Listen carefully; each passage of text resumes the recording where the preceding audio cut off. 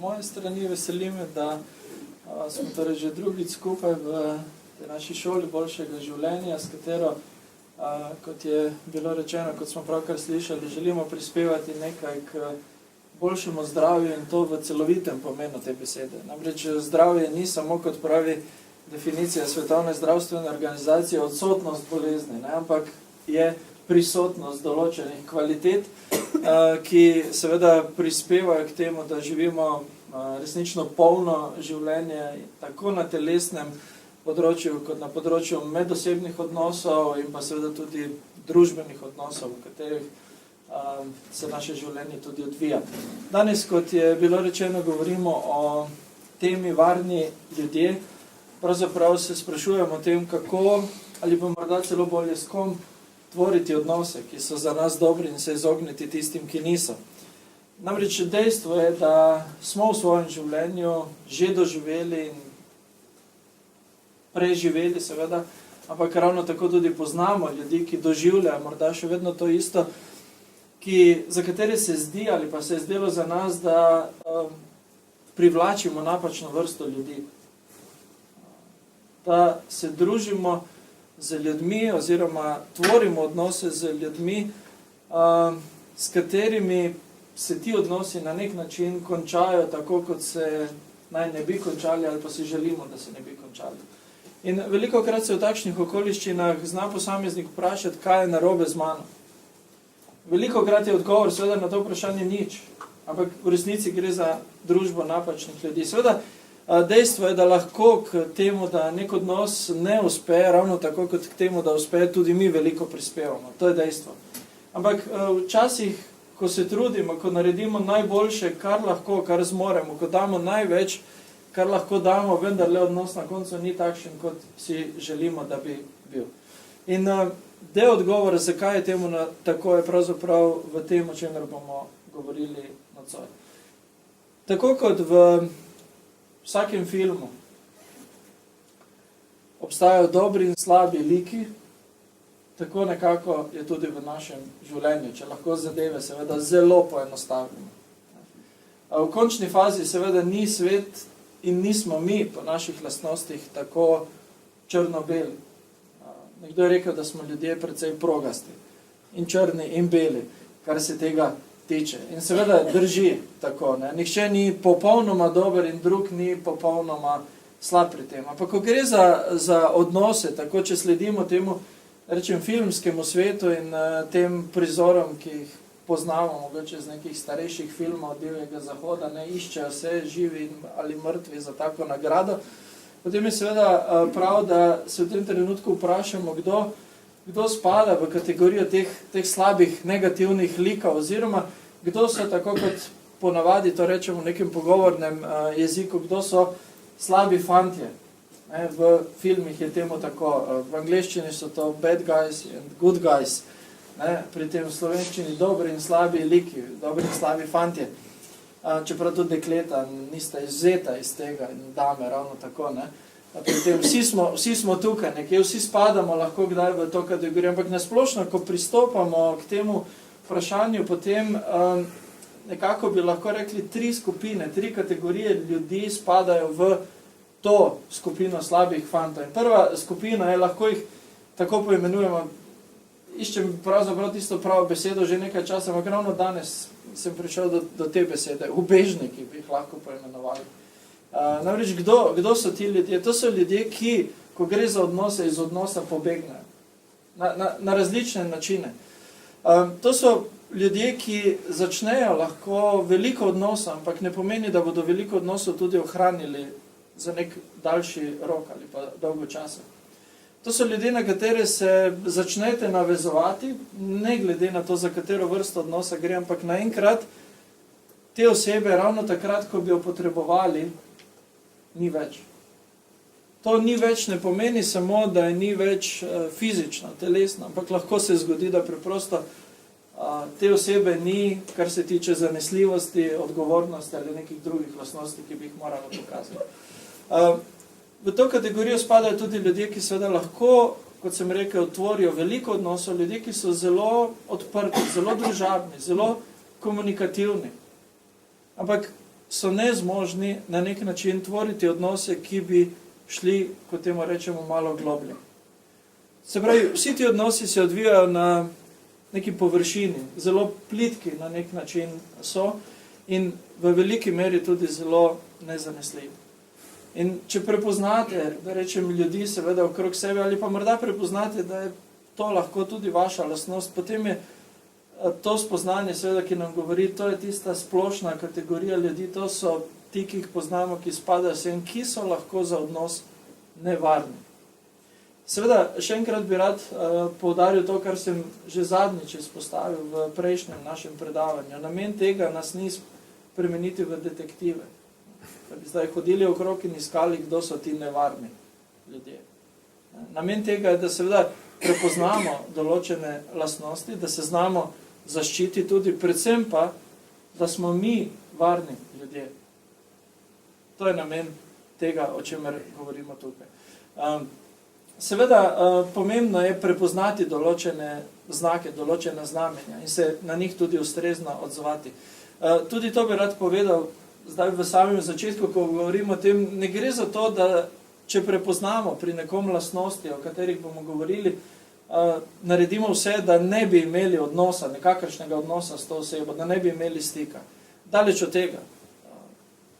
Namen je tudi ta, da zgolj prepoznamo neka opozorilna znamenja in da mogoče v tak odnos pristopimo ali pa vstopimo zelo pazljivo in z občutkom in zavestjo, da je lahko nekaj šibka točka, ki, če se razvije, seveda kasneje zelo, zelo negativno tudi zaznamuje nek odnos.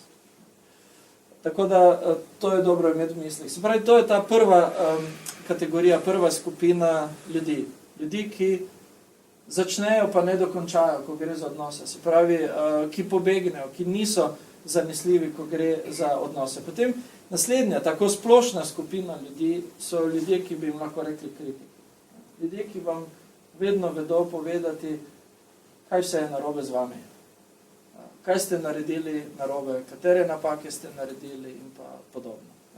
Verjetno vsi poznamo takšne ljudi in takšnih se mogoče že po nekem instinktu, če lahko tako rečemo, izogibamo. Nismo ravno radi v družbi takšnih ljudi.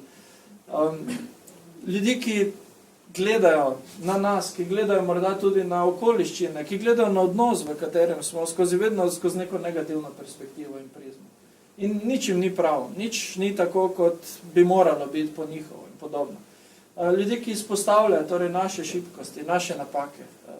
Seveda, veliko krat to izpostavljanje teh napak, kasneje bomo se še tega dotaknili, ni za to, da bi nam pomagali, da bi jih premagali. Gre bolj za to, da nam povejo, da pač smo taki s temi napakami in da seveda po drugi strani smo lahko, kar je tudi lahko druga stran te medalje, srečni, ker se oni sploh hočejo družiti z nami, ker smo mi takšni pri tem. Ali pa, da nam povejo, da so oni boljši od nas, ker smo mi takšni. Se pravi, različni so lahko nameni, seveda nihče si mogoče ne reče, ali pa malo je taki, ki bi rekli, s tem namenom bom nekaj povedal. Ampak vse to so stvari, ki so povezane s tem, ki grejo skupaj. In jasno je, da če živite v odnosu z nekom, lahko je to delovni odnos, lahko je to odnos doma, ki vas ves čas kritizira. Potem ne morete govoriti o nekem dobrem odnosu in o dobrem življenju, če hočete. Preprosto ne gre. Tako da to je tudi ta druga, bi rekel, kategorija ljudi, ki seveda, kadar to kažejo kot neko prevladojočo obliko vedenja, spadajo v kategorijo teh slabih fantov, torej nevarnih ljudi. In potem zadnje ljudje, ki niso odgovorni. Ne samo, ki niso odgovorni, ko jim neko odgovornost zaupamo, pa tega ne naredijo ali pa ne opravijo svoj del odgovornosti v nekem odnosu, kar se seveda lahko dogaja, ampak tudi ljudje, ki vedno odgovornost za sebe, svoja dejanja, besede, ravnanja prelagajo na nekoga drugega. Jaz ne bi tega naredil, če me ne bi ti k temu izval. To je ta misel pri tem. Ne bi se skregal s tabo, če ne bi ti začel. V tem smislu to gre. Nihče ne reče, mogoče bi pa lahko se vendarle ustavil, preden smo se začela kregati, recimo, ali pa prevzamem odgovornost in rečemo, res je tako. če moje dejanje takšno in takšno povzroči pri tebi tak in tak odziv, oprosti, žal mi je, ne bom tega dejanja počel več, temu se bom izogibal. To je prevzemanje odgovornosti, čisto praktično. Ampak imate ljudi, ki nikoli tega ne bodo naredili, vedno bodo s prstom pokazali na nekoga drugega in kdo vse je lahko kriv, spisek je pravzaprav neskončen pri tem. Od staršev, ki so nam dali take gene, pa nas potem še vzgajali tako, pa do okolja, v katerem živimo, to če govorimo o nekih zunanjih dejavnikih, oziroma v odnosu je vedno kriv tisti drugi, ki je nekaj začel ali pa nekaj povzročil. Seveda, vsem se nam zgodi, če lahko tako rečemo, da kdaj posežemo za takšnim pristopom. To še ne pomeni, da smo neodgovorne osebe na splošno, da spadamo v to kategorijo. Ampak preprosto prepoznamo ljudi, lahko tudi pri sebi, torej te lastnosti, ki nam kažejo, da gre za neko značilnost, lahko bi rekli skoraj rdečo nit ravnanja pri nekom. In če to opazimo, če to opazujemo, potem seveda to znova eno opozorilno znamenje, da razmislimo, kako in do katere mere se spuščamo v nek odnos z nekom. Zato gre tukaj, da prepoznamo, kdaj moramo biti še posebej pazljivi. Oziroma po drugi strani, če smo v nekem odnosu in se temu odnosu seveda ne moremo izogniti, lahko je to delovni odnos, recimo, pri tem, da vemo, kako se odzvati na pravi način.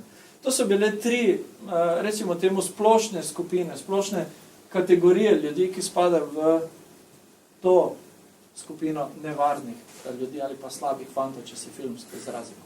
Zdaj si bomo pogledali, kakšne so osebnostne lastnosti teh ljudi, se pravi značajske lastnosti, kaj ti ljudje kažejo. Seveda nekaterih smo se tukaj že dotaknili skozi to, ampak so še druge značajske lastnosti, kjer bi lahko rekli tako, morda nekdo, ki ga poznamo na prvi pogled, ali pa mi sami, seveda ravno tako, ne spada v nobeno od teh treh skupin.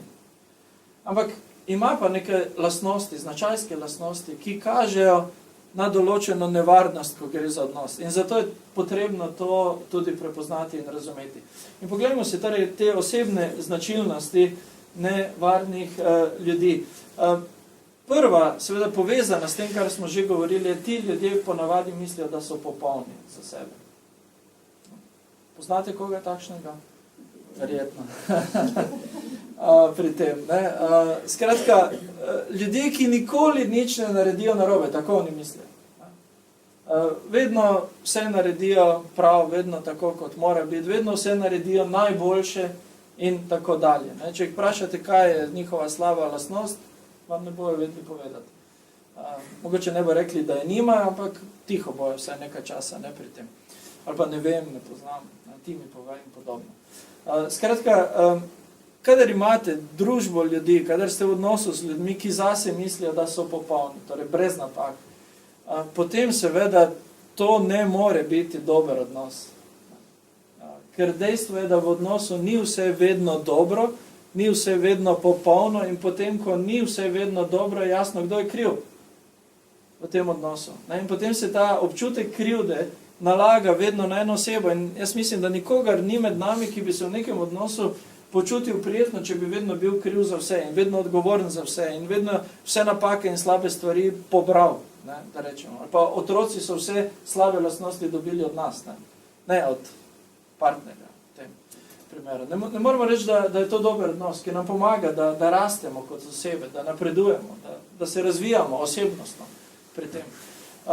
Tako da to je ena od osebnostnih značilnosti nevarnih ljudi. Se pravi, zase mislijo, da so popolni. Seveda, ko gremo skozi te značilnosti, še to moramo reči, ne pomeni, da imajo ti nevarni ljudje, nevarni, ko gre za odnose, ne vse te značilnosti. Daleč od tega.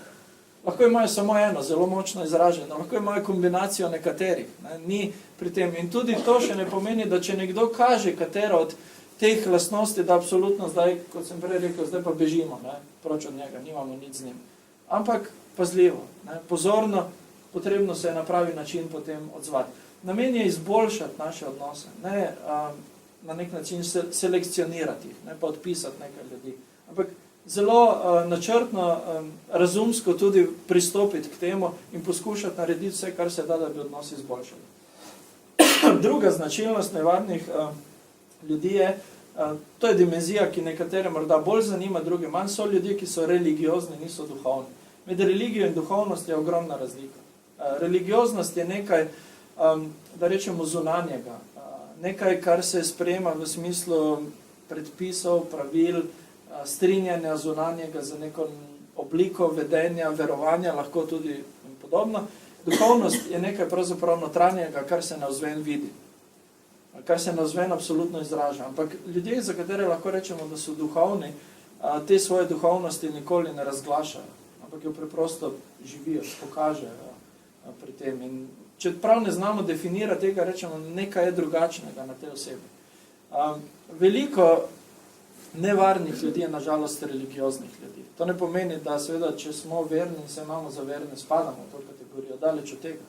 Ampak lahko ta naša zunanja pobožnost, če lahko tako imenujemo, postane nekaj, kar si poskušamo na vsak način ohraniti, torej imidž, če lahko tako rečemo, in seveda zato smo pripravljeni marsikaj tudi žrtvovati, ko gre za odnos, tudi ta odnos z neko osebo ali nekimi osebami, katerimi smo pri tem. Ali pa da bi ohranili, to smo pripravljeni zanemariti ta odnos. Tudi takšni ekstremi, da rečem, nažalost obstajajo. Skratka, to je lahko druga, seveda spet čisto različno, odvisno od osebe same, lastnost, ki se kaže pri tem. Ne bi rad, da bi zdaj nekdo rekel, še sreča, da nisem vernik, potem ne more se mi to zgoditi.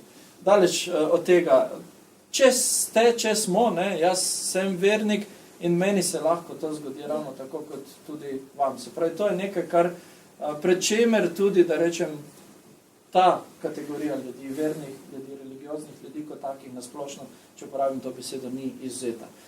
Naslednja značilnost je, da so nevarni ljudje, ki so vedno defenzivni, ljudje, ki so vedno pripravljeni narediti vse za to, da zaščitijo sebe, da se branijo.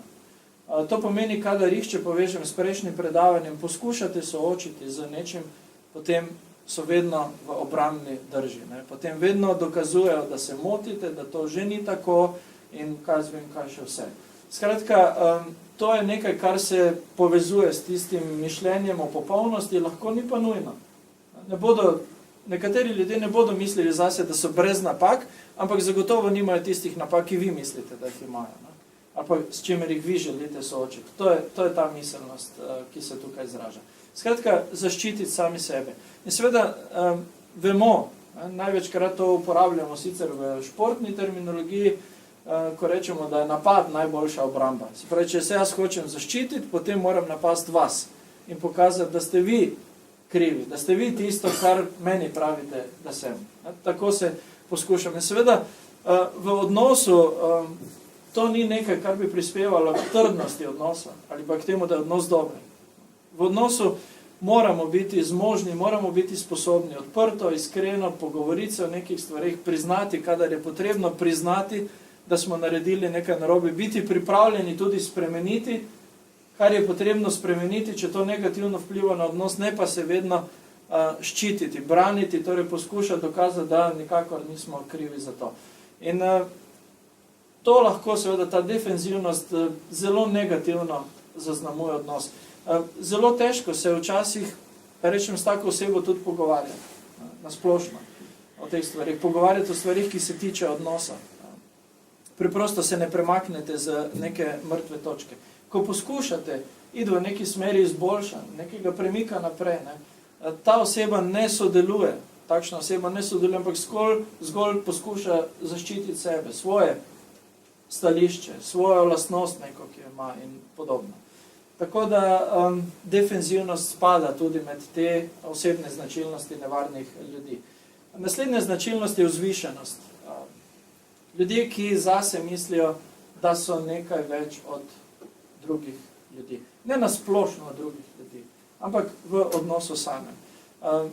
Nekako imate občutek, da sicer ste v nekakšnem odnosu, se pravi, komunicirate lahko s to osebo, ampak vedno se vam zdi, kot da malo zviška gleda na vas. Kot da vas nima ravno za sebe enakopravne, na različnih področjih. Ni pomembno, na katerem se to izraža, ali pa je najbolj očitno izpostavljeno. Ampak ves čas čutite neko razliko, ki je. In seveda takšna oseba ne bo tega priznala, tudi če ima težavo s tem, to je dejstvo. Ne? Ker ko govorimo o vzvišenosti, o nekem ponosu, jaz še nisem srečal človeka, ki bi dvignil roke in rekel, to je moj problem. To se na mene nanaša. Ne? Nikako. Poskušamo znova nekako prikazati sebe drugače, se zaščititi, vidimo se lahko tudi drugače. Pri tem seveda to, da nam nekdo nastavi ogledalo, je lahko plus, če smo pripravljeni van pogledati in nekaj tudi spremeniti. Če pa gre samo za to, da poslušamo, kaj nam ima nekdo zapovedati, pa potem otresemo iz sebe to, kot raca otrese vodo, ne, in živimo naprej, kot smo, potem je to eno od znamen, da vendarle imamo težavo s tem področjem. Ne. Ker kdo pa si ti, da boš meni govoril, kaj imam jaz narobe, oziroma kaj so moje napake. Ne. To je ta vidik lahko tudi vzvišenosti. To je ena od značilnosti. Naslednje, če gremo seveda na kratko samo skozi njih, naslednje je zelo pomembna. In mislim, da ne samo pomembna za to osko področje na nek način, če ga lahko postavimo tako osko, ampak na splošno življenje. Nevarni ljudje se lahko opravičijo in se opravičijo, torej rečejo, žal mi je in podobno. Mogoče celo rečejo, ne bom več tega naredil, ne bom več tega rekel, ampak v bistvu se ne spremenijo. Se pravi, imate ljudi, ki so se vam že 100-krat opravičili za isto stvar. To je ta zadeva. In potem se vprašate, čakaj, kaj je narobe? Ne, zakaj se je treba 100-krat opravičiti? Enkrat bi bilo dovolj, ne, za eno dejanje, potem pa pričakujemo, da nekaj spreminjamo v tej smeri, da ne bo več dejanja, ki bi izvalo potrebo po nekem opravičilu te vrste, iste. Ampak preprosto ni tako. In na drugi strani, zakaj se to dogaja, zakaj to lahko postane tudi nekak vzorec vedenja, ker preprosto dovolimo, da ljudje to počno z nami. Dovolimo, da tako ravnajo. Da rečejo, žal mi je, ne bom več, pa potem spet to naredijo. In ko spet to naredijo, mi spet sprejmemo opravičilo in si rečemo, ali pa rečemo drugim, odvisno za kakšno vrsto dejanja gre, vse je rekel, vse je rekla, da mu je žal. In imate zelo ekstremne seveda primere tega, recimo, ko gre za neko obliko nasilja v družini, velikokrat lahko tudi v povezavi z alkoholom, ne, ko se sprašujete, zakaj je ta oseba, največkrat ženska, ne, ki potegne kratko, če lahko rečemo v takem odnosu, ni pa izključno seveda to, vztraja v odnosu, ne, in se vprašamo, zakaj tako. In potem, ko se pogovarjate z osebo, reče, ampak se je rekel, da mu je žal. Ampak to je rekel že 10-krat pred tem.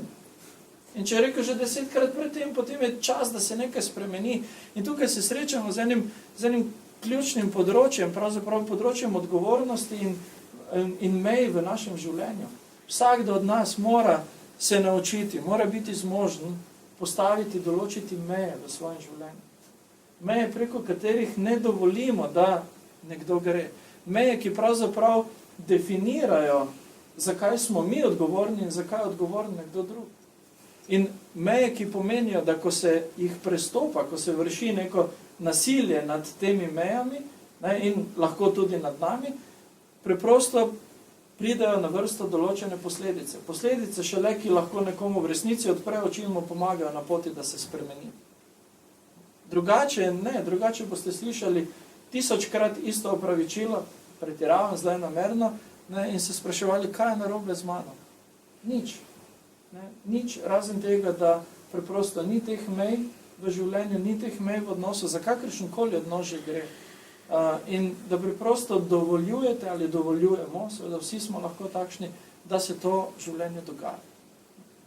Za odnos seveda je pomembno, da se opravičimo, vsekakor ne govorim proti opravičilu, ampak da ko se opravičimo, tudi nekaj naredimo na podlagi tega.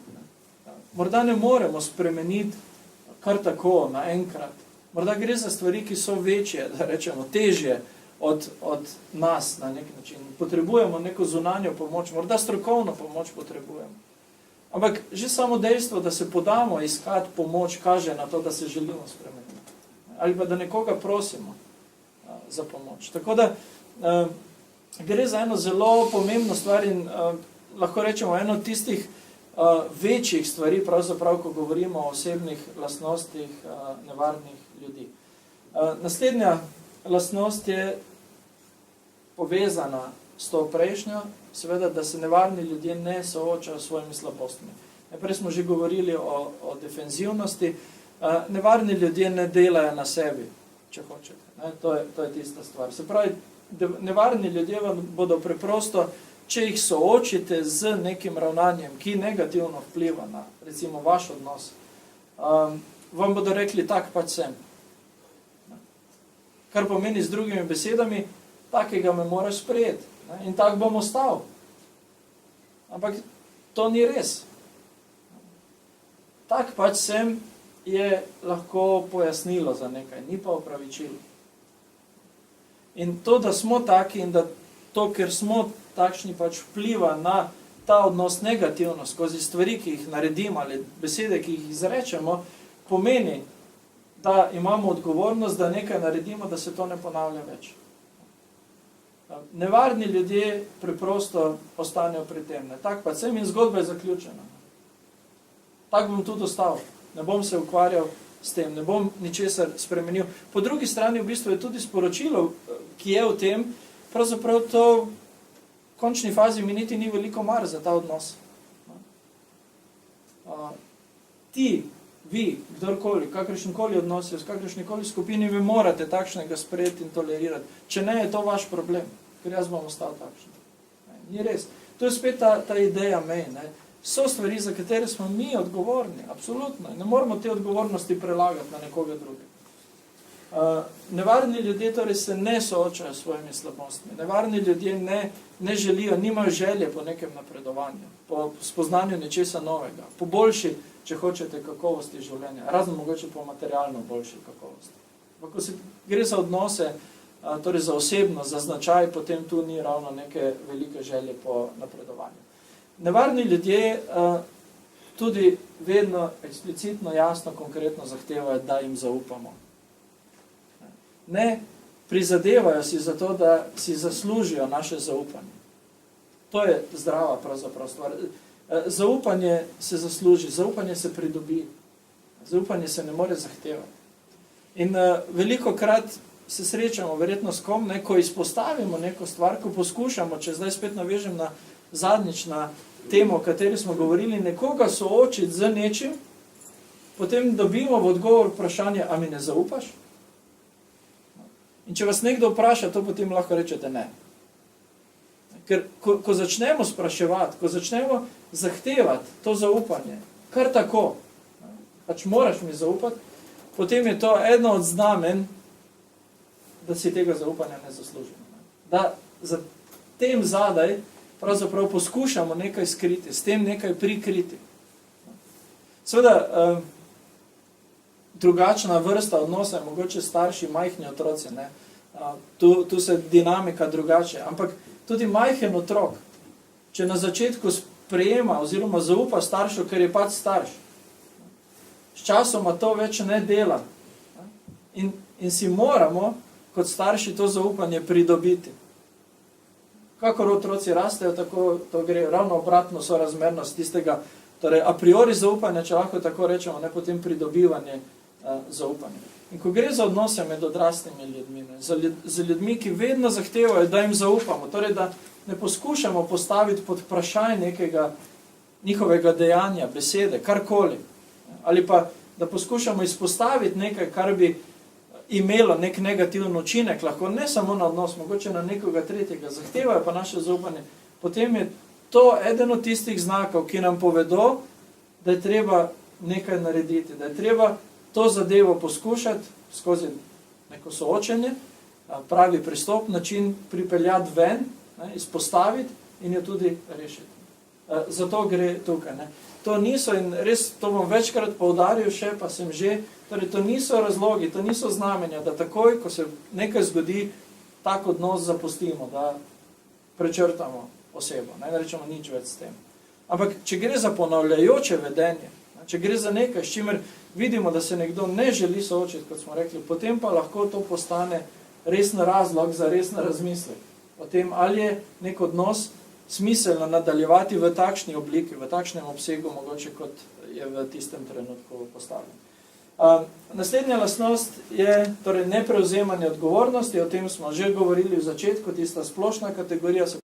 Ljudje, ki so nevarni, so ljudje, ki ne govorijo resnice. To ne pomeni, da vedno lažejo, ampak ta resnica je vedno malo prilagojena nečemu. Vedno nek poskus, da se tisto, kar v resnici se je zgodilo, naprimer, poskuša prikazati nekako drugače, ki bo na celoten dogodek ali odnos vrglo recimo neko drugo luč.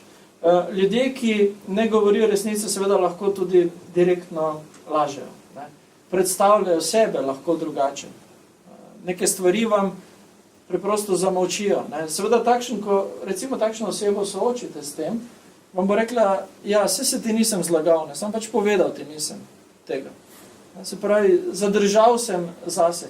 Pristnejši kot je odnos. Ne? Pomembnejša, da rečem, je resnica, čeprav je pomembna v vseh vrstah odnosov. Ampak predvsem resnica in resničnost, ko gre za recimo tiste odnose, ki so najpristnejši. Ne vem, mož, žena, se pravi partnerja v neki partnerski zvezi in pa drugi podobni odnosi. Recimo starši otroci, dokler so otroci del naše družine, ne, v tistem polnem pomenu in smislu ravno tako. Ljudje, ki ne govorijo resnice, ne, ali pa niste prepričani in se morate spraševati, ne, ali to res pri tem. Seveda vemo, v takšnem odnosu je zelo težko prodreti, da rečemo globlje. In ko ugotovite, da nekdo ponavadi ne pove resnice, resnice o sebi, ali da zamolči neka dejstva, ali o nekih stvarih, ki so se zgodile in ki vplivajo na ta odnos. Ne. To so lahko čisto male stvari, rečemo. Ne. Dogovorjeni ste, ne vem, recimo mož, žena, starši, ne, ta bo pobral otroka, zamudi, ne, kaj je, potem šele na klic se odzove, ne, pa joj se res, ne, ampak potem je odgovor, joj v službi so me zadržali, ali pa razumete te stvari. Ne. In potem enostavno vidite, da ni to, kar bi moralo biti pri tem. Ne. In težko se zanesete potem na takšno osebo. In seveda, če se težko na nekoga zanesete, mu zaupate, potem je jasno, kakšen učinek ima ta odnos. Naša težnja seveda bi morala biti skozi to, skozi tudi, o čemer smo zadnjič govorili, ko smo se dotaknili malo laži in govorice, telesa in podobno, graditi odnose, katerih je resnica, resničnost, se pravi eden od osnovnih elementov in značilnosti. Ne iskati, da nekoga ujamemo v neki neresnici, ampak prizadevati si za resnico, zahtevati jo in seveda dajati na drugi strani. Ker brez tega ne gre. Kadarkoli se nekaj skriva, prikriva, vemo, da ne moremo reči, da je to pravzaprav tisti odnos, v katerem bi uživali. In zadnja lastnost, ki bi omenil, se pravi, že povezana s prej, tisto, kar smo rekli, tak pač sem, se pravi, nevarni ljudje ne rastejo, ne napredujejo, preprosto na neki točki svojega življenja obstanejo, ustavijo se. Ne samo, kar se tiče poklica, šolanja in znanja, ampak nasplošno drugih veščin v življenju, od, če hočete, socialnih veščin komuniciranja, recimo. Imate ljudi, ki nikoli ne bodo vzeli, ne vem, v roke neko knjigo, glede na to, da smo v knjižnici, lahko damo ta primer, pa nekaj prebrali o tem, kako nekaj izboljšati, recimo, pri sebi. In to je žalostno, pravzaprav, pri vsem. Ampak tisto, kar je še bolj žalostno, ali pa še bolj nevarno v tem je, da če ste v nekem odnosu, ki ima to značilnost, se pravi pri neki osebi, lahko ta oseba vašo željo, da stvari spremenite in izboljšate, negira, se posmehuje, ne, ti vedno to neke stvari bereš, tam, hodiš na neka predavanja brez veze, razumete? Te stvari. In seveda, skozi takšno vedenje, ta oseba izkazuje to vrsto ravnanja, ki spada v kategorijo nevarnega, nedobrega za odnos. Mislim, da naša težnja je, dokler smo živi pravzaprav, da na nek način napredujemo v nečem. Seveda z leti se to spreminja, kje vse lahko in na področju česa vse lahko, ampak mislim, da, kot je nekdo rekel, morali bi se bati ne tega, da bomo umrli, ampak tega, da nikoli ne bomo živeli. Tega, da nikoli ne bomo živeli, to se nam lahko zgodi skozi to, da ne rastemo, da ne vpijamo nekih novih veščin. Lahko so to drobne stvari, ne rabi to biti nekaj velikega, ampak preprosto želja potem, da smo danes boljši, kot smo bili včeraj. Jaz, glede na to, da veliko govorim o teh stvarih, izhajam iz ene osnovne misli. V tekmovanju z nekom drugim, dobro, športne stvari, ampak ko gre za primerjanje z drugimi ljudmi, recimo, jaz osebno ne vidim nekaj plemenitega. Ampak če tekmujemo sami sabo, če se primerjamo sami sabo, potem je to tista prava stvar in se rečemo, tako napredujemo. In ko nekdo je rekel, tako ko prenehamo napredovati, si prizadevati, da bi bili boljši, karkoli že, na kateremkoli že področju, prenehamo biti tudi dobri na tem področju. Preprosto se ustavimo in začnemo v drugi smeri iti na mesto v smeri pozitivnega, gremo v negativno, če lahko tako rečem. In seveda, te lastnosti, ki smo jih tukaj izpostavili, tvorijo torej en skupek nekih osebnih značilnosti, značajskih lastnosti ljudi, ki jih prepoznavamo in ki nam lahko, pač odvisno v kakšni meri so navzoče, nekje prižgejo določene opozorilne lučke in nas prisilja ali pa pripelja pravzaprav do tega, da se vprašamo, kaj je v tem odnosu recimo narobe, kaj se da narediti, da bi bilo boljše, kaj lahko mi naredimo, kaj mora narediti druga oseba, skratka želje, da preprosto ne ustavimo se v neki točki oziroma da se ne počutimo ujete v nekem odnosu. Ujete tudi v tem smislu, da moramo vedno mi, kot po domače rečemo, pokasirati tisto negativno v tem odnosu. Zato govorimo o teh lastnostih. Zdaj drugo področje so pa medosebne lastnosti. Se pravi, drugo vprašanje, ki se mu posvečamo sedaj, so, kako se ti ljudje kažejo v odnosu do nas ali pa do nekoga drugega. Seveda vse te značajske lastnosti, ki smo jih zdaj omenjali, se ravno tako kažejo v odnosu. Ampak tukaj gremo bolj na področje socialnega, če lahko tako rečemo. Skratka, tega, kar se prepoznava tako v odnosu do nas ali pa do drugih oseb in to zelo, zelo hitro, tudi velikokrat. Za odnos nevarni ljudje so ljudje, ki se izogibajo bližini. V tem smislu, da zelo težko z njimi tvorite nek globlji odnos. Včasih se zgodi, da se vprašate preprosto, zakaj z nekom že leta, pa se srečujete redno in pogosto, ne mislim občasno, ne vsako leto enkrat, ampak zakaj s nekom, ki mogoče leta delate, ostajate zgolj na nivoju nekega znanca. In to zelo plitko, zelo površno. Vse, kar je možno, so mogoče izmenjava nekih informacij o, ne vem, vremenu, o nekih takih stvarih, ki so sicer del našega življenja, ampak nekako se vam zdi ves čas in kadarkoli se poskušate približati, kadarkoli poskušate narediti korak naprej, kot da se vrata zaprejo, ne morete, enostavno. Seveda toliko bolj negativno, toliko slabše je to, če je to recimo v zakonskem odnosu ali pa v družini. Tam ne moremo funkcionirati na ta način, ne moremo zgolj izmenjevati informacije o tistih vsakdanjih nekako stvareh, ki jih izmenjujemo mogoče z drugim. Preprosto moramo govoriti o svojih občutkih, o svojih mislih, načrtih, razmišljanjih, doživljanjih, vsega tega. Skratka, pristnejši, kot je odnos, bližji, kot je odnos, toliko pomembnejša ta pripravljenost dveh v odnos ali pa več oseb, seveda spet odvisno, do katere mere in stopnje, ampak vendar le, da dovolijo neko bližino.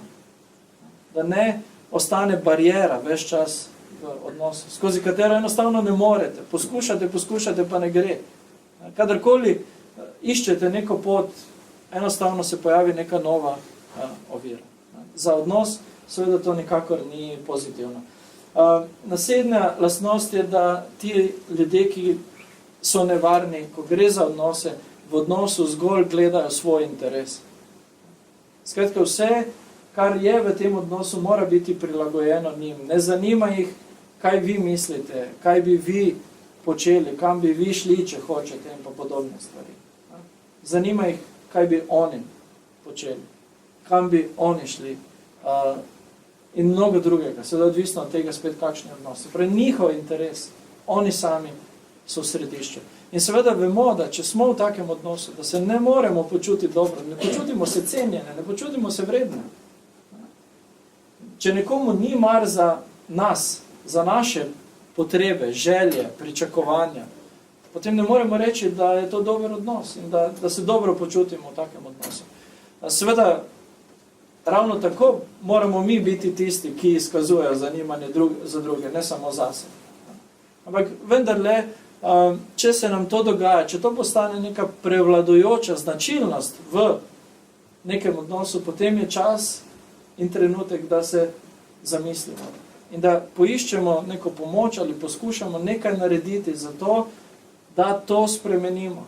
In da bomo v tem odnosu enakopravni na nek način. Da bomo doživeli tisto, kar želimo doživeti v odnosu. Naslednja medosebna značilnost je, da nevarni ljudje želijo nadzor nad odnosom in nad nami. Kje si bil? Seveda neka vrsta nadzora je zdrava v smislu odgovornosti. Kadar svojih odgovornosti ne izvršujemo, kadar ne zaslužimo, če hočete, zaupanja, nismo vredni zaupanja, potem se to pojavi kot nek naslednji korak. Ampak imate prijateljske odnose, ne govorim zdaj o nekih drugih, kjer vas preprosto nekdo postavi v situacijo, v kateri imate občutek, da vas zdaj zaslišuje v vsaki stvari. In ne samo, da vas zaslišuje, ampak želi, da v vsaki stvari poročate.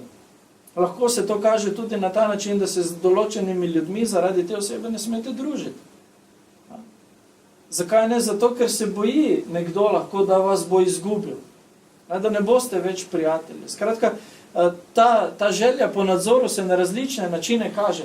Ampak slej ko prej se začnete počutiti kot lastnina nekoga. In se vprašate, čakaj, kje je tu moja osebnost? Kje sem tukaj jaz zdaj v tem? Ne samo interesi, kot smo prej rekli, ampak preprosto zdi se vam, da ste na nivoju nekega predmeta, ki je last pač te druge osebe in vas premika in postavlja kamorkoli želi. Nimate možnosti za neke svoje želje, svoja pričakovanja ali pa tudi tako tisto osebno svobodo, da rečemo. Takšen odnos nas, kot temu pravimo, duši. Mislim, da poznamo, morda iz lastne izkušnje ali pa izkušnje nekoga drugega, takšne odnose, ko se to začne kazati. In seveda, znova smo tam, ni neprijetno, ni nezdravo za odnos. Nevarni ljudje, ko gre za odnose, torej te medosebne odnose, laskajo. In to je njihova, rekel, ne samo osebna nekako značilnost, ampak tudi način spostavljanja odnosov. Imamo še druge besede, malo manj primerne, kako to opisujemo. Drugače, da nekdo nekaj počne, oziroma mi rečemo, da nekam leze nekomu, ampak to je to v bistvu. Imate ljudi, ki, zdaj prej smo govorili tiste, ki bodo vedno videli vse slabo, imate pa take, ki se vam zdi, da vedno vidijo vse dobro, pa tudi takrat, ko ni dobro pri tem. Seveda z določenim namenom. In ta namen je, da ali nekaj dobijo od vas, ali da vas pridobijo na svojo stran in podobno. Nihče od nas ni imun na laskanje. Včasih ga je zelo težko prepoznati. Vsi mi si želimo odobravanje, sprejemanje. In če nam nekdo reče, wow, kako je to bilo dobro, je to nekaj, kar nam paše. To moramo priznati.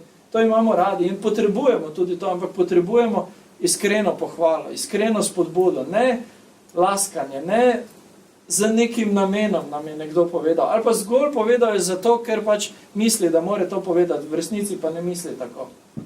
Kakorkoli, zaradi katerihkoli razlogov, razne neke iskrene spodbude, spadajo takšna dejanja v to kategorijo in seveda na odnos sam začne vplivati zelo negativno. Ker ko to prepoznamo, se takoj vprašamo, kaj zdaj hoče od mene?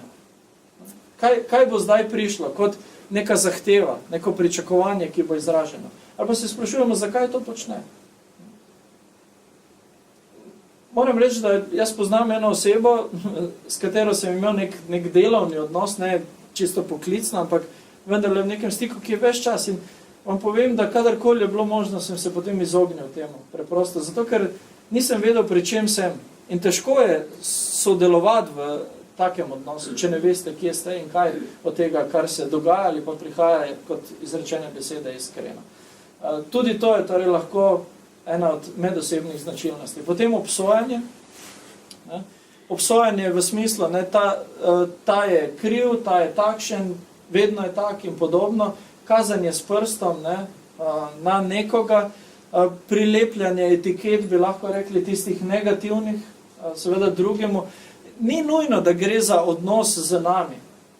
Lahko gre za odnos čisto do neke tretje osebe, ki je.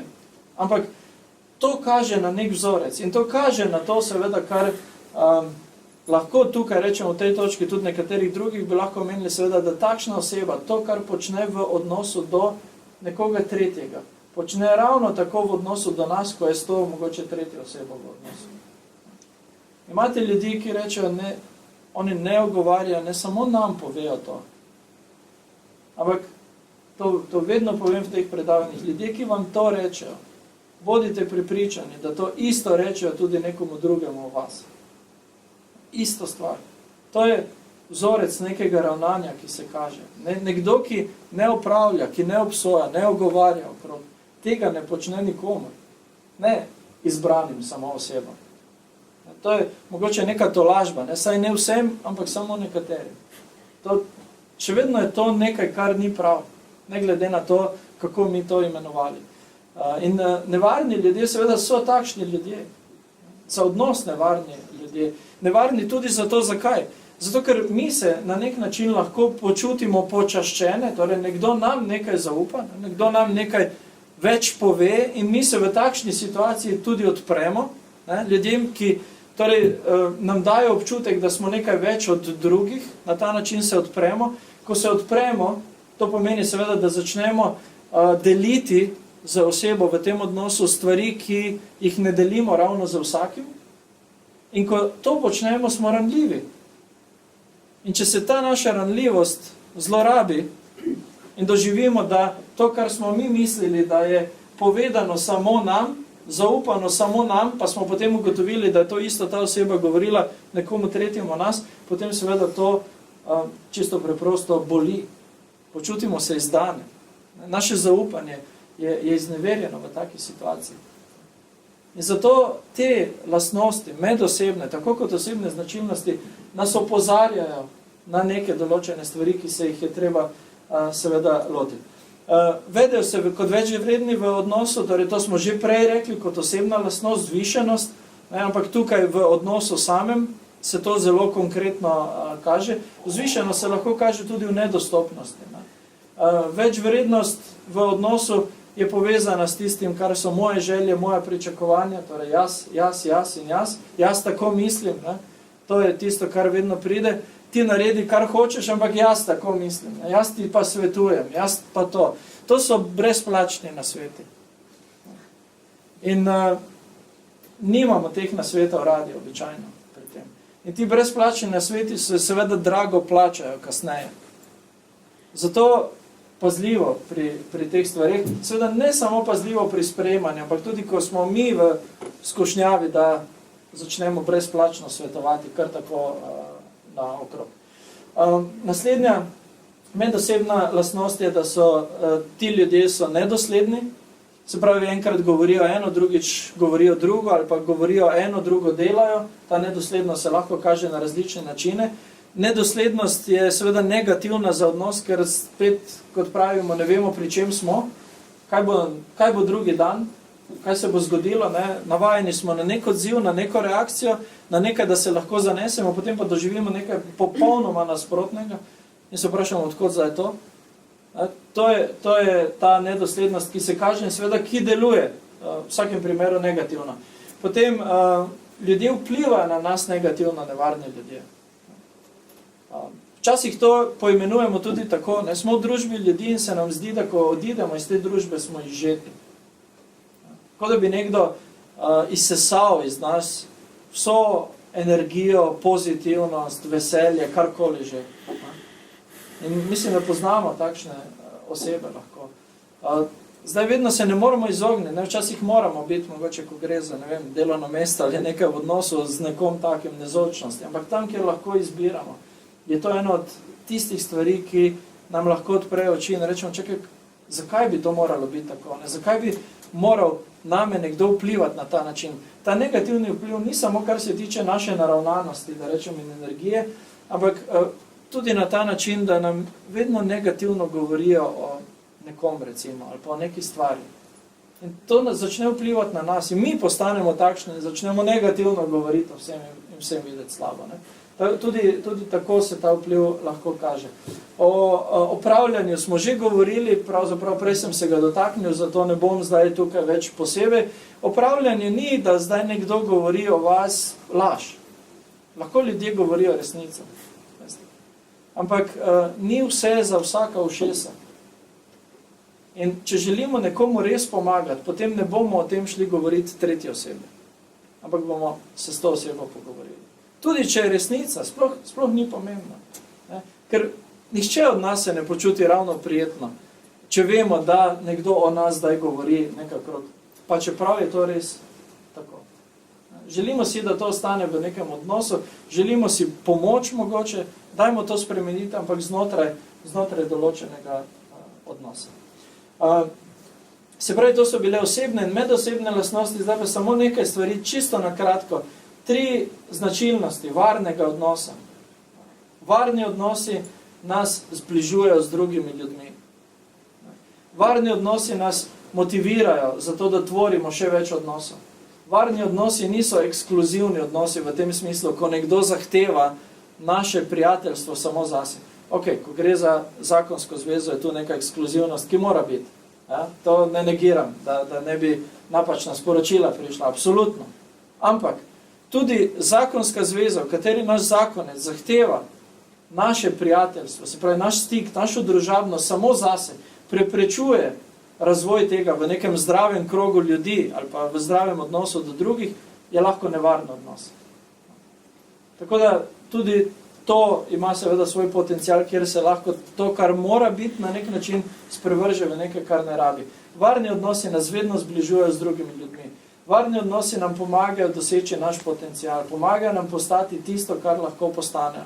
Varni odnosi nas stimulirajo, spodbujajo, da rastemo, da napredujemo, da gremo naprej, da se razvijamo. Varni odnosi nas ne dušijo, ne vlečejo nas dol, dajo nam na nek način krila. To ne pomeni, da nam nekdo zgolj spet laska zato, ker pač nam more dati malo motiva. Ne, pove iskreno, odprto tudi to, kar so lahko negativne stvari ali pa nevarnosti, ampak vendarle zdi se nam, ko smo se pogovorili, ko smo bili v družbi z nekom, kot da zdaj gremo polni neke nove energije in si rečemo, zmoremo to narediti, lahko postanemo to, kar je. Ta beseda potencial je pomembna zelo, to ne pomeni, da lahko postanemo karkoli hočemo. To vedno povem, ko o tem govorim, ker imate ljudi, ki vas bodo prepričevali, da lahko postanete karkoli želite, samo če dovolj močno v to verjamete. To je preprosto laž. In to največkrat laž, za katero veliko plačate, da vam nekdo to pove. Ne morete postati karkoli hočete, zato ker so neke stvari preprosto omejene. Če nimate posluha, ne morete postati pevska zvezda in konec. Lahko poskušate, lahko se trudite, lahko marsikam, ampak ne gre. Samo en primer, recimo takšen, so še pa seveda jasno drugo. In tretja stvar za tiste, ki vam je religioznost, duhovnost, torej predvsem nereligioznost pomembna, varni odnosi nas spodbujajo k duhovnosti. V krščanskem kontekstu nas zbližujejo z Bogom. Zakaj potrebujemo varne ljudi v življenju? Zakaj rabimo varne odnose? Ne? Na kratko, rabimo jih za gorivo, če hočete. Rabimo ljudi, ki nam dajo energijo, ne? Ki nas spodbujajo, ki nas motivirajo. In seveda to nam lahko dajo ljudje samo, ki so varni v tem. Rabimo jih za tolažbo. Rabimo jih za pomoč pri določanju meja. Prej smo govorili o tem. Varni ljudje znajo sprejeti meje. Če rečemo ne, tega ne razumejo kot dokončno zavrnitev. Ampak preprosto razumejo, da je neka meja, da je nek prostor, ki ga rabimo za sebe. Da je nekaj, kar ne moremo narediti, ne zato, ker nočemo, ker sovražimo to osebo, ali kaj zvem, kaj še vsem, ampak zato, ker obstaja nek razlog, s katerim bi, če bi to naredili, morda nekaj pri sebi ogrozili. In varni ljudje nas spodbujajo, postavi se zase. Ne? Varni ljudje niso tisti, ko rečemo ne, poznamo to, mi narediš uslugo in potem začnemo mi razmišljati, če rečem ne, kdo ve, kaj bo, ajde, bom naredil še enkrat. Ne. Bolj smo jezni, ker smo to rekli. Da, in veliko krat se zgodi pa to zaradi tega, poskušali smo, rekli smo, joj, žal ne morem, in potem smo slišali, kakšen si ti, prijatelj, Na koga se lahko zanesem, pa poglej, samo na sebe misliš, in potem rečemo, ok. Varni ljudje tega ne počnejo. Preprosto razumejo ta ne nam pomaga in rečejo, glej, postavi mejo, določi, zahtevaj, pričakuj nekaj zase. Za spodbudo in podporo, torej ni treba veliko razlagati teh stvari, za zgled potrebujemo varne ljudi. Rečemo, po tej osebi se lahko zgledujemo. So lastnosti, ki jih lahko mi tudi tvorimo. Za soočanje, zadnjič smo govorili, ne samo za soočanje z drugimi, samimi sabo ravno tako. Rabimo varno osebo in pa za ljubezen. Ljubezen, biti ljubljen in ljubiti je ena od osnovnih stvari, ena od naših potreb. In tisto, kar potrebujemo, ko gre za ljubezen, je tako imenovano, če hočemo, brezpogojna ljubezen. Ko nas ljudje imajo radi, starši otroke, otroki starši, mož, žena, razumete, ali pa radi čisto kot so človeka, ne glede na vse. To ne pomeni, da se vsem strinjajo in da odobravajo vse. Mnogi ljudje mislijo, če rečemo brezpogojna ljubezen, to pomeni, jaz lahko delam kar hočem, ti pa moraš kimati na to, kar jaz delam, ker me imaš rad. Ne. Brezpogojna ljubezen pomeni, da imamo nekoga radi, da ga sprejemamo kot osebo, ampak da takrat, ko je potrebno, izpostavimo tudi negativne stvari in rečemo, glej, to ne gre, to ni dobro, to ni prav. To je ljubezen in to zmorejo varni ljudje, ne varni. Na kratko bi se dotaknil še samo nekih vprašanj, ki se lahko pojavijo tukaj. Sicer vprašanje, ok, če prepoznamo, da je nek odnos nevaren, kaj zdaj? Ga popravljati ali odnehati? Kaj narediti? Obe rešitvi sta legitimni in včasih je potrebna ena, v nekaterih primerih je potrebna druga rešitev. Ampak kako lahko začnemo tukaj prepoznavati? Kako se lahko pravilno na tem področju lotimo? Popravljanja, zdaj govorimo o popravljanju varnih odnosov, se lahko lotimo edino na ta način, da začnemo v prvi vrsti zavesti o lastnih vrednosti. To pomeni, da smo kot osebe, zato ker smo ljudje dragoceni, da imamo svojo vrednost, da imamo svoje dostojanstvo, ne glede na to, koliko imamo na banki ali v kakšni hiši živimo ali karkoli drugega. To je nekaj, s čimer moramo začeti. Če dvomimo o tem, potem ne bomo zmogli preprosto takšnega odnosa reševati in popravljati. Moramo začeti s tem, ampak to ni samo enosmerna stvar. Na drugi strani se moramo zavedati tudi, da imamo osebo za lastno vrednost in dostojanstvo. In da če želimo nek odnos popravljati, delati na njem, kot rečemo, moramo z osebo na drugi strani ravnati kot z osebo. Ne kot z otrokom, ki ne ve za sebe kaj, ali pa z nekim predmetom.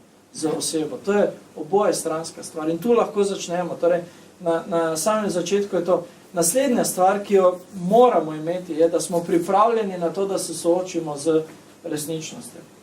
V tem popravljanju, spreminjanju. Resničnost pa pomeni tudi to, da morda ta odnos in ta oseba nikoli ne bo čisto takšna, kot si mi želimo, da bi bila. Preprosto zaradi tega, ker nekih stvari mogoče res ne zmore, ne grejo, ne funkcionirajo tako. In seveda resničnost pomeni tudi to, da ne idealiziramo. A veste, kaj pravijo za zakon? Ne? Da moški in ženske prihajamo v bistvu v zakon z istim pričakovanjem, skoraj samo na dva različna načina izražena. Ne? Ženske prihajajo v zakon s pričakovanjem, da bodo moškega spremenile in da bo postal točno takšen, kot si želijo, da bi bil. Moški pa s pričakovanjem, da se ženska nikoli ne bo spremenila in da bo vedno ostala takšna, kot je, ko smo se poročili. Ampak obe pričakovanji sta zmotni. Ne uspe ne vam, drage dame, ne nam ne uspe s tem pričakovanjem. Ne, preprosto. To je resničnost, s katero se soočamo. In ko gre za odnose, moramo imeti to v mislih. Ni idealnega odnosa, ni idealne osebe, ni trenutka ali pa nekaj odnosa, ki ne bi prišlo do nekih težav. Ampak vprašanje je, če jih znamo. Ja. Iščimo pomoč drugih. Pogovarjamo se z drugimi ljudmi, ki so varni ljudje, seveda in jim lahko zaupamo. Moče strokovna pomoč, ravno tako. Spet sledi temu sprejemanje resničnosti. prej soočanje z dejstvi, kot so, in kaj lahko postane sprejemanje resničnosti, da neke stvari so se obrnile na dobro in smo dosegli tisti svoj cilj pri drugih, mogoče nismo prišli tako daleč, kot smo hoteli. In ko gre za pripravljenost, za popravljanje, moramo biti vedno pripravljeni ponuditi osebi priložnost, da se spremeni. Ne samo mi smo povedali, mi smo dali ven tisto, kar smo hoteli dati ven, povedali smo svoje pričakovanja, ampak dati priložnost, da ta oseba zdaj na to odreagira, da se odzove. Biti, to je zadnja stvar, ki jo tukaj omenim, pri tem potrpežljivi. Če nam je res mar za odnos, potem vedimo, da se stvari ne bodo spremenile čez noč. Ker veste, pri reševanju težav je čas eden od ključnih momentov. Ker v težave tudi ne pridemo čez noč. In zato ne moremo rešiti problema čez noč. Za to, da je prišlo do neke težave, je bil potreben nek čas. Zato, da bomo jo rešili ravno tako. In s tem moramo računati, na to moramo biti pripravljeni. Da, torej, damo čas za to, da se ta odnos spremeni. Če zdaj smo še malo bolj konkretni in s tem tudi zaključujem, kdaj še ni konec, kdaj se še naj borimo. Torej, pridemo mogoče do tega, ko rečemo, gledaj, vse smo že poskušali. Srečam ljudi, srečam osebe, ki rečejo, za katerikoli odnos, lahko je to zakonski odnos, lahko je to prijateljski, ki rečejo, gledaj, vse sem že probal, pa nič ni uspelo. Ne? Ponavadi se takrat osredotočimo na naslednje stvari, ne? Ko poskušamo definirati, če smo res že vse poskusili ali pa še nismo. In prva stvar, ki jih vedno vprašam, takšne ljudi, ali ste poskusili to reševati še z nekom tretjim? Ali je to samo stvar, ki sta dva, recimo, reševali? Ali ste poiskali zunanjo pomoč? Ker zunanja pomoč, nekdo, ki ni v situaciji, ki nas vsrka, vidi stvari drugače. In lahko postavi nek drug zorni kot in enemu in drugemu. In lahko usmeri na neke rešitve, ki jih mi ne vidimo, ker smo preveč vpleteni v neko situacijo. Če še nismo poskusili s pomočjo od zunaj, torej, če smo težavo reševali brez pomoči, potem še ni čas, da odnehamo. Potem je čas, da se še borimo, da poskusimo še s tem. Potem naslednja značilnost je, če mi prispevamo konstantno nekaj k tej težavi, da se ohranja, potem tudi ni čas, da odnehamo. Če mi nalagamo drva na ogenj ves čas, potem ne poskušajmo krivde zvaliti na drugo osebo in reči, jaz sem že vse, a svojim mogoče ravnanjem, besedami, neodgovornostjo, čimerkoli že preprosto prispevamo k temu, da se neka vrsta ravnanja recimo izzove pri drugi osebi in da ta tako negativno vpliva na odnos. Včasih je ta drva, če lahko upravim to prispodobo, zelo prefinjena moč nalaga. Mi znamo, včasih instinktivno, da rečem, zmanipulirati ljudi, da se odzovejo na točno določen način. In potem rečemo, poglej ga, kakšen je. Mi pa seveda nismo nič krivi pri tem. In lahko tudi ustvarimo sliko v resnici, da je ta moški, ženska, ni važno, kdo, takšen, grozen. In mi smo žrtve. In potem rečem, glej, vidiš, jaz sem vse, trudim se, nič ne naredim narobe, ampak vedno dobim to je čas, da odidem. Takšna oblika vedenja se seveda prenese tudi v vsak drugi odnos, da se razume.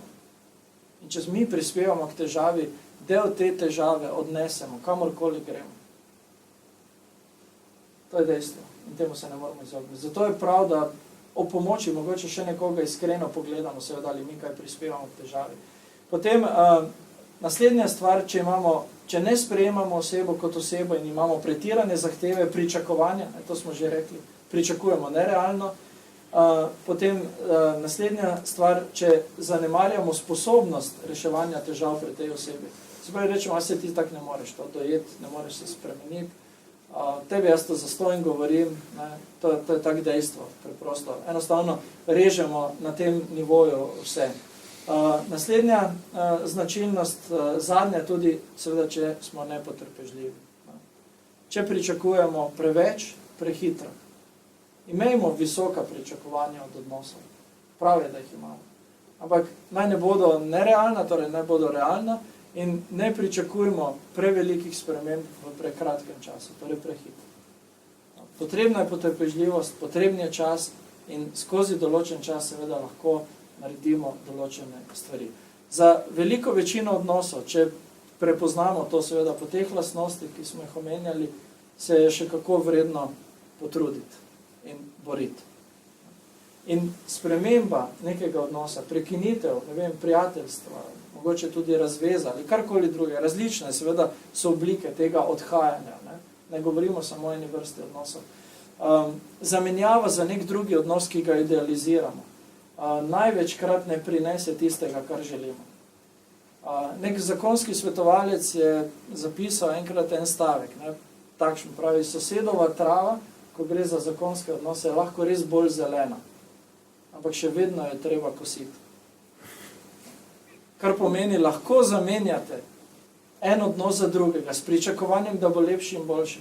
Ampak tudi v tem odnosu, če govorimo o zakonskem, bo treba nositi smeti ven, otroke voziti v šolo in podobne stvari. Vse tisto, kar je mogoče v enem odnosu povzročalo probleme. In ko gre za prijateljske odnose, ravno tako so podobne stvari. Tako da vas spodbujam, ne, da delate, da delamo na dobrih odnosih, da se borimo, ko se je vredno boriti, ampak da tudi prepoznamo, da mogoče včasih je čas, da odnehamo. Tudi to je življenjska realnost. Ne? In to je nekaj, kar seveda lahko najbolj precenimo sami pri sebi in najlažje tudi še ob pomoči nekoga odzune, nekoga tretjega. Tako da, to je to, kar sem želel podeliti z vami o varnih ljudeh, o varnih odnosih pravzaprav pri tem in upam, želim si seveda, da ste našli v tem nekaj za sebe, nekaj, kar boste lahko uporabili ali pa nekaj, kar je potrdilo to, kar že delate. Seveda z namenom, da bi res živeli boljše življenje.